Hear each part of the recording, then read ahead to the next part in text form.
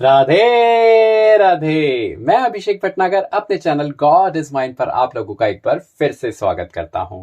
मैं आशा करता हूं कि कल जो आपको 7 बातें हमने बताई थी, आपने उन 7 बातों को बहुत ध्यान से सुना और अपने जीवन में आगे आप उनको उतारने भी वाले हैं। देखिए, वो कोई मुश्किल काम नहीं है, बहुत ही आसान कार्य है। सत्य आप बोल सकते हैं, दान आप दे सकते हैं, किसी भूखे को आप खाना खिला सकते हैं, भगवान की लीला आप सुन सकते हैं और अपने व्यवहार को अच्छा रख सकते हैं, सत्य बोल सकते हैं। तो फिर इसमें तो कोई बड़ी बात है नहीं, तो फिर ये तो आप कर ही सकते हैं ना। तो इन बातों को करते चले जाएं और आगे की कथा सुनते चले जाएं, क्योंकि उनमें से एक बात तो यह भी थी कि आपको भगवान की कथा और लीला सुननी बहुत आवश्यक है।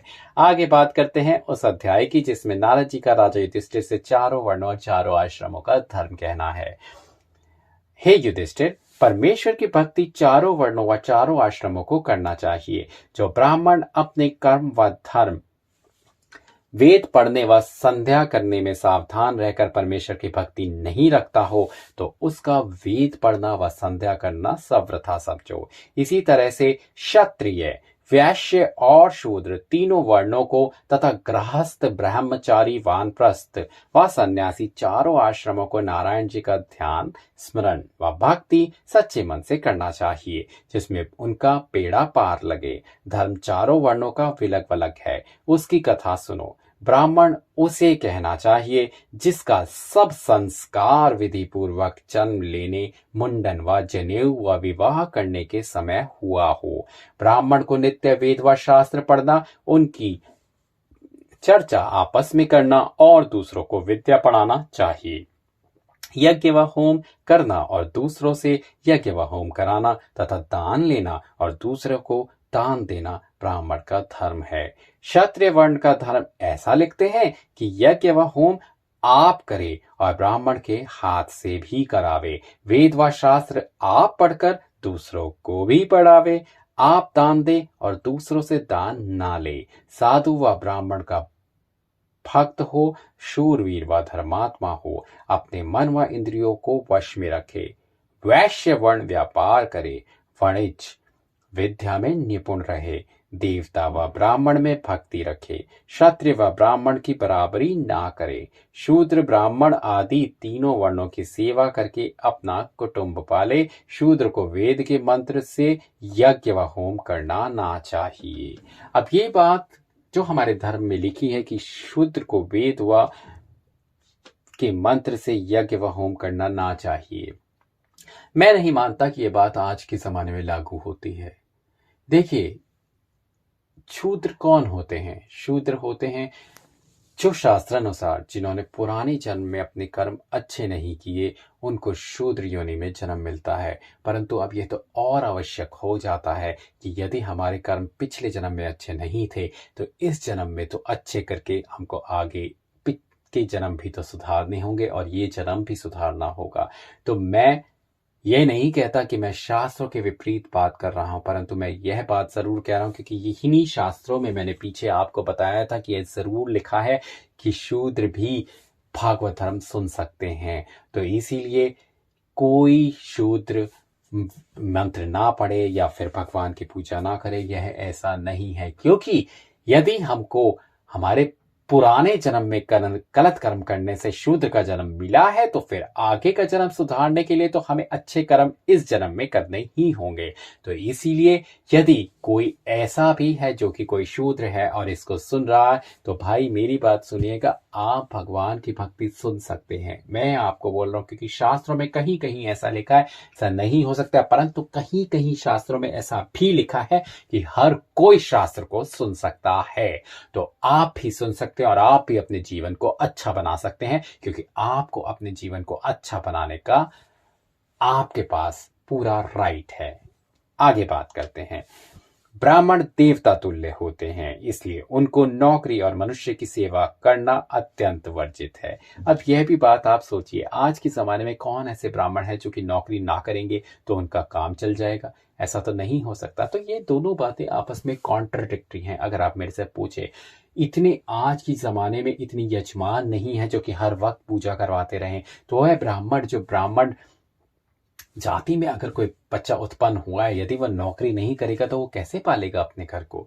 तो इसीलिए यह बात भी कॉन्ट्राडिक्टरी है। तो इस बात में भी मैं आपको यही कहना चाहूंगा कि हाँ, आज के ज़माने में तो ब्राह्मण भी नौकरी कर रहे हैं, तो फिर शूद्र भी धर्म सुन सकते हैं।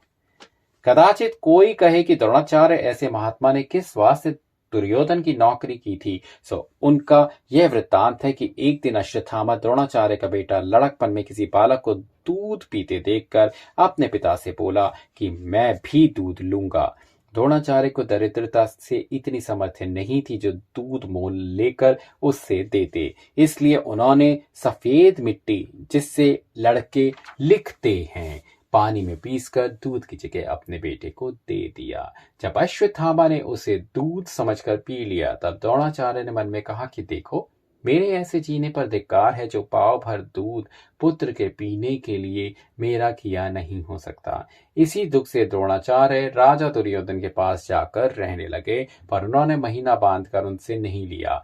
हे युधिष्ठिर, चारों वर्णों का धर्म हमने तुमसे कहा, अब स्त्रियों का धर्म सुनो।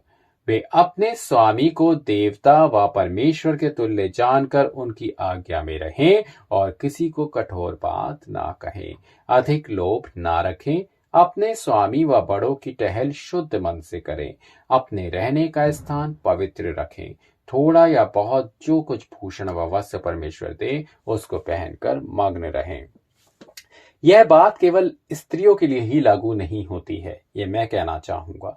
पुरुषों के लिए भी यह बात उतनी ही लागू होती है जितनी कि स्त्रियों के लिए लागू होती है। तो आप यदि ऐसे कहें कि यह बात केवल स्त्रियों के लिए है, तो मैं उस बात को बिल्कुल नहीं कहूँगा। यह बात, यदि आप ये सोचे कि शास्त्रों में तो केवल ऐसा लिखा है कि स्त्रियों को ही ऐसा करना है, तो शास्त्रों में ऐसा भी लिखा है कि जो बात स्त्री को करनी है वही बात पुरुष को भी करनी है, कि पुरुष और स्त्री इवन शास्त्रों में भी एक समान है। तो अब इस बात को मैं थोड़ा सा रिवर्स करके आप लोगों को कहना चाहूंगा कि चारों वर्णों का धर्म हमने आपसे कह दिया, अब पुरुषों का धर्म भी सुनो। वे अपने पत्नी को परमेश्वर तुल्य जानकर उनकी आज्ञा में रहें और किसी को कठोर बात ना कहें। मैं ये नहीं कहता कि आज्ञा में रहें। आज्ञा में, आज का ज़माना एक ऐसा ज़माना है कि एक दूसरे की रिस्पेक्ट करना बहुत ज़रूरी है। तो आज्ञा, ना तो पत्नी ना तो पति, एक दूसरे की रिस्पेक्ट करें, बस यही इम्पॉर्टेंट है। किसी को किसी का गुलामी की तरह रहने की ज़रूरत नहीं है, गुलाम रहने की ज़रूरत नहीं है। केवल एक दूसरे का सम्मान करें, यही बहुत बड़ी बात है। अधिक लोभ ना रखें, अपनी पत्नी की और बड़ों की टहल शुद्ध मन से करें, अपने रहने के स्थान को पवित्र रखें, थोड़ा या बहुत जो कुछ भगवान दे उसको में रहकर मग्न रहे। तो यह बात तो पुरुषों पर भी लागू होती है, इसमें गलत क्या है। अब आगे सुनते हैं। सच के सिवा मिथ्या वचन अपने स्वामी से ना कहें, यह स्त्रियों के लिए है, तो यही सेम बात पुरुषों के लिए भी लागू होती है। संतोष रखें, जो स्त्री अपने कर्मों के फल से विधवा हो जाए उसको किसी वस्तु से पेट भर लेना चाहिए और वस्त्र से तन ढांपकर परमेश्वर का भजन व ध्यान करना उचित है। यह बात मैं पुरुषों के लिए भी बोलूंगा। ऐसा नहीं है कि यदि आपकी गलती से किसी की स्त्री का देहांत हो जाए तो वह फौरन शादी करने के लिए तैयार हो जाए। यदि प्यार है, यदि आपने गृहस्थ जीवन बिताया है और यदि आपको अपनी पत्नी से प्यार था, तो आपको अपनी पत्नी का ही ध्यान रख के जीवन बिताना चाहिए। यदि स्त्रियों को ऐसा करना अनिवार्य है तो पुरुषों को भी ऐसा करना अनिवार्य है। मेरी समझ तो यही कहती है। बाकी तो सब हर किसी इंसान की अपनी खुद की सोच होती है। विधवा स्त्री को भोजन आदि में स्वाद की इच्छा रखना और उत्तम भूषण वस्त्र पहनकर श्रृंगार करना ना चाहिए। पुरुषों के साथ भी ऐसा ही होना चाहिए यदि स्त्रियों के साथ ऐसा लिखा है तो। जो स्त्री अपने धर्म व कर्म में रहकर ऐसा करती है वह मरने के उपरांत वैकुंठ में जाकर लक्ष्मी के समान अपने स्वामी के साथ सुख व विलास भोगती है। Same goes for man also, यानी पुरुषों के लिए भी वही बात है। यदि पुरुष ऐसा करते हैं तो वो भी अपनी स्त्री के साथ ऊपर जाकर फिर वैकुंठ वास करते हैं। चारों वर्णों की चोरी आदि को कर्मों से रहित रहना चाहिए। नित्य स्त्री व पुरुष के भोग करने से में जल्दी संतान नहीं होती, इसलिए ज्ञानी मनुष्य को उचित है कि जब स्त्री रजस्वला होकर चौथे दिन स्नान करे तब स्त्री प्रसंग करना चाहिए। दिन में मैथुन करने से तेज, बल और धर्म का नाश और आयु क्षीण हो जाती है। जो कोई रजस्वला होने पर चौथे दिन अपनी स्त्री के पास ना जाकर पर स्त्री गमन करता है, उसे महापापी व अधर्मी समझना चाहिए। इन चारों वर्णों के सिवा और जो वर्ण शंकर आदि हैं, उनको ऐसा उचित है कि उनके कुल में जिस तरह से धर्म व कर्म चला आता है, उसी तरह से वे लोग अपना धर्म रखें। तो आज का अध्याय बहुत महत्वपूर्ण अध्याय था। यदि किसी इंसान को या किसी भी मनुष्य को ऐसा बुरा लगे कि क्यों मैंने ऐसा, जब शास्त्रों में ऐसा लिखा है कि स्त्री को ये करना चाहिए, तो मैंने पुरुषों के लिए क्यों कहा।